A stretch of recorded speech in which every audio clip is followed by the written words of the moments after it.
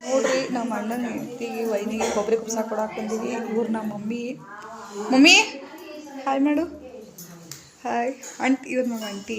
Hi. ಕೊಬ್ಬರಿ ಕುಬ್ಸ ಹತ್ರ ready ಆಗೈತಿ. ನೋಡೋಣ ಹುಡುಗಿ ಕುಬ್ಸ ನೋಡ್ರಿ ಹೆಂಗಿಡಾತಾರ ಮಮ್ಮಿ.